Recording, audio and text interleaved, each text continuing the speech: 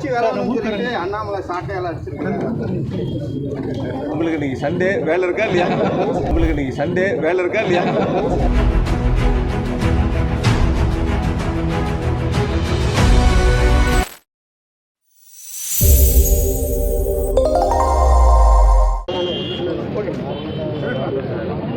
கோவை மாநகராட்சி பகுதிகளில் பல்வேறு முடிவுற்ற பணிகளை பொதுமக்களுடைய பயன்பாட்டிற்கு திறந்து வைத்தும் புதிய பணிகளை தொடங்குவதற்கான அடிக்கல் நாட்டக்கூடிய பணிகளையும் இன்று காலை 7 மணிக்கு தொடங்கி தொடர்ந்து நண்பகல் வரை நடைபெற்று கொண்டிருக்கின்றன. குறிப்பாக இன்று மட்டும் 30,93 லட்சம் ரூபாய் மதிப்பிலான முடிவுற்ற பணிகளும் புதிய பணிகளுமாக கோவை மாநகராட்சி பகுதி மக்களுக்கு வழங்கப்பட்டுள்ளன. தமிழ்நாட்டினுடைய முதலமைச்சர் மாண்புமிகு தளபதி அவர்கள் ஆட்சி பொறுப்பேற்று கோவை மாநகராட்சி பகுதிகளில் பல்வேறு சாலைகள் நீங்களே பல நேரங்களில் சுட்டி காட்டியிருக்கீங்க, இந்தந்த சாலைகள் மிக மோசமாக இருக்கிறது என்று. பல்வேறு சாலைகளை புதிய தார் சாலைகளாக மாற்றிட வேண்டும் என்று அதற்கான நிதிகளை வழங்கி ஏறத்தாழ 860 கிலோமீட்டர் அளவிற்கான சாலைகள் 415 கோடி ரூபாய் மதிப்பில் முடிக்கப்பட்டுள்ளன. மேலும் விடுபட்ட சாலைகளை புதிதாக தார் சாலையாக மாற்றுவதற்கு 200 கோடி ரூபாய் சிறப்பு நிதியை வழங்குவதற்கான அறிவிப்பை மாண்புமிகு முதலமைச்சர்கள் வெளியிட்டு அதில் 100 கோடி ரூபாய் டெண்டர் விடுவதற்கான பணிகள் இப்பொழுது தொடங்கப்பட்டிருக்கின்றன. மீதம் இருக்கக்கூடிய 100 கோடி ரூபாய்க்கான பணிகள் தேர்வு செய்யப்பட்டு அதற்கான திட்ட மதிப்பீடுகள் தயார் செய்யப்பட்டு வருகின்றன.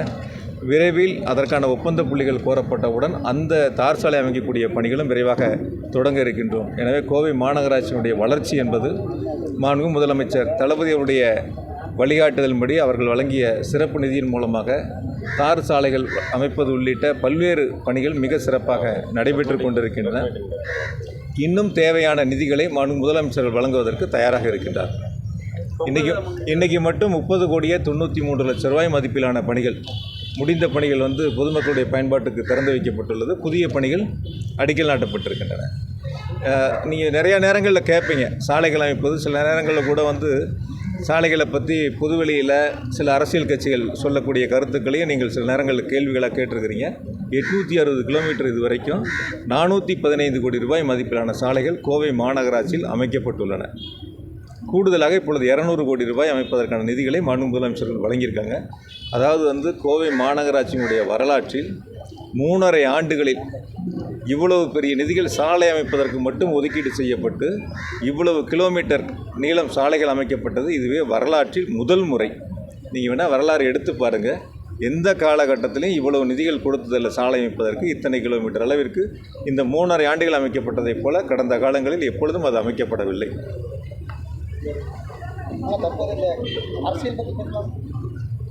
இந்த சத்தியமங்கலம் மேம்பாலத்தை நீட்டிக்கணும்னு கோரிக்கை வச்சுருக்காங்க. சத்தியமங்கலம் இப்போ மேம்பால பணி நடைபெற்று வருது. முன்னாள் அமைச்சர் வேலுமணி கூட நாங்கள் பார்வையிட்டு அந்த பாலத்தை நீட்டிக்கணும், இல்லாட்டி எதிர்காலத்தில் அதோட தேவை. சில பேர் பார்வையிடுறாங்க.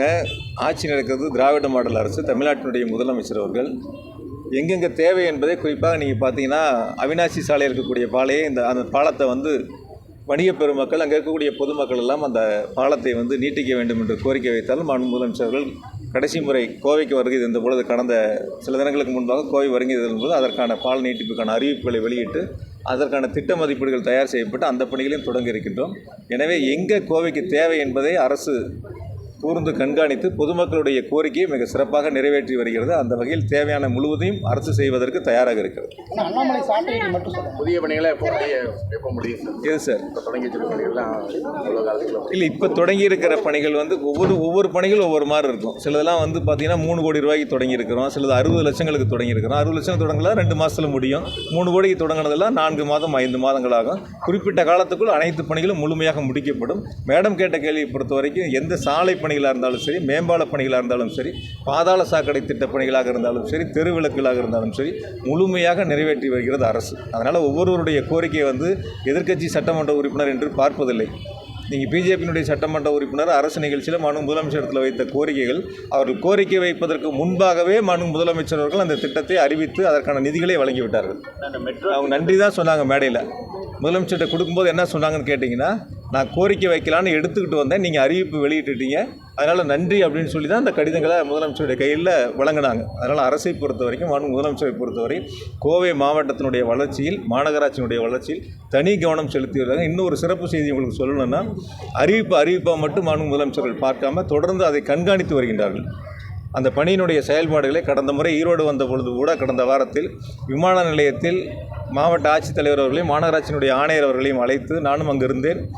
மேயர் இருந்தாங்க, எம்பி இருந்தாங்க, எல்லோரும் அங்கே இருந்து அந்த பணிகள், அறிவிக்கப்பட்ட பணிகள் எந்த நிலையில் இருக்கிறது, எந்த அளவிற்கு நிதி ஒதுக்கீடு செய்யப்பட்டிருக்கிறது, எப்பொழுது அந்த பணிகளை முடிப்போம் என்பதெல்லாம் விமான நிலையத்திலேயே ஆய்வுகளை நடத்தி பணிகளை விரைவுபடுத்தி இருக்கின்றார்கள். எனவே முதலமைச்சர்களை பொறுத்தவரை வெறும் அறிவிப்பாக இல்லாமல் திட்டங்களை விரைவாக செயல்படுத்தி முடிக்க வேண்டும் என்பது முதலமைச்சருடைய உத்தரவு. அந்த வகையில் மிக வேகமாக பணிகள் நடைபெற்றுக் கொண்டிருக்கிறது. பல இடங்களில் பணிகள் முடிக்கப்பட்டிருக்கிறது. ஏதாவது ஒரு சில பகுதிகள் மட்டும்தான் இருக்குது. அதுவும் விரைவாக முடிச்சிருவாங்க. முடிச்சதுக்கப்புறம் தான் நம்ம சாலை அமைக்கக்கூடிய பணிகளை நம்ம தொடங்கி இருக்கோம். அண்ணாமலை சாட்டையால் அடிச்சிருக்காங்க. உங்களுக்கு இன்னைக்கு சண்டே வேலை இருக்கா இல்லையா?